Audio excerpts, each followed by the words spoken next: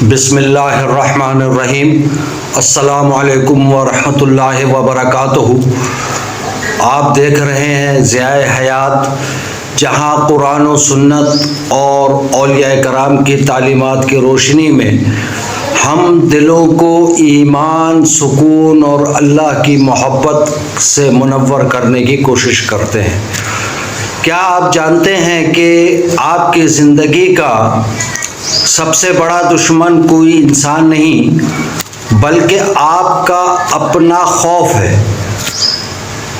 وہ خوف جو آپ کو آگے بڑھنے نہیں دیتا، وہ خوف جو آپ کو حق بات کہنے سے روکتا ہے، وہ خوف جو ہر روز آپ کے خوابوں کو چھوٹا کرتا جاتا ہے۔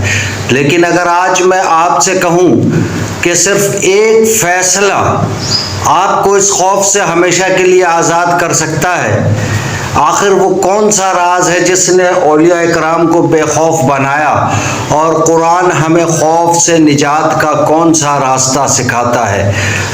آئیے ہم آج کی گفتگو میں جانتے ہیں کہ اصل قید باہر کی نہیں بلکہ انسان کے اپنے اندر کے ذہن میں ہوتی ہے۔ بسم اللہ الرحمن الرحیم۔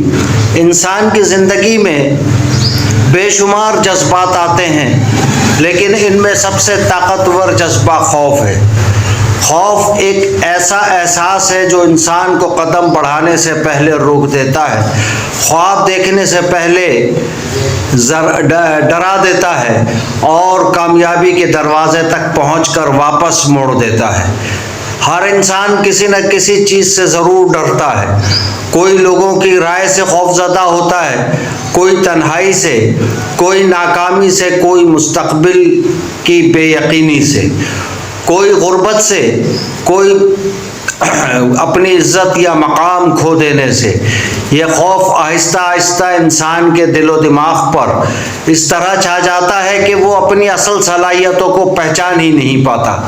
ذرا غور کیجئے، کتنے لوگ صرف اس لیے اپنے خواب پورے نہیں کر پاتے کہ وہ سوچتے ہیں کہ اگر میں ناکام ہو گیا تو لوگ کیا کہیں گے، اگر سب نے میرا مذاق اڑایا تو اگر میں کامیاب نہ ہو سکا تو میری عزت ختم ہو جائے گی۔ یہ سوالات انسان کو قید کر دیتے ہیں۔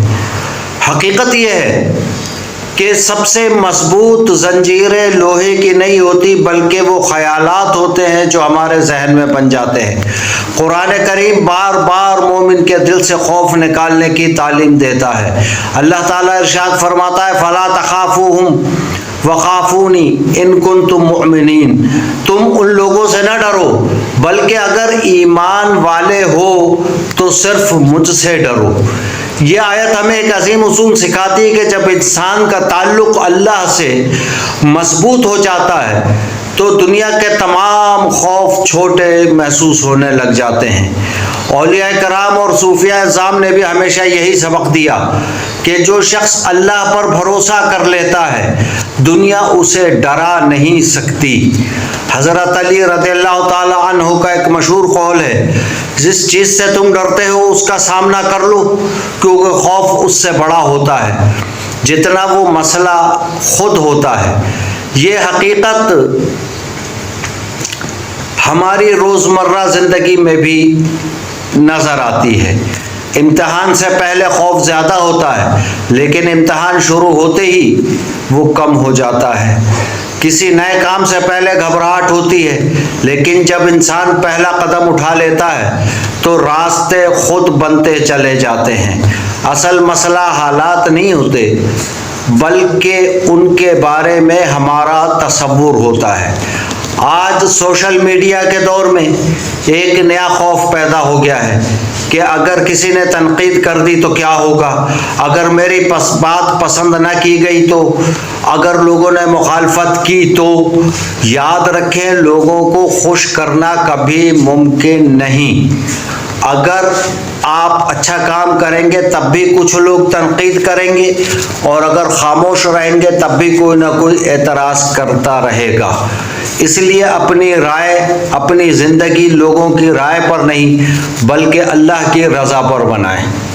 حضرت نظام الدین اولیاء رحمۃ اللہ علیہ فرمایا کرتے تھے کہ جس دل میں اللہ کی محبت آ جاتی ہے وہاں دنیا کے خوف کی جگہ باقی نہیں رہتی۔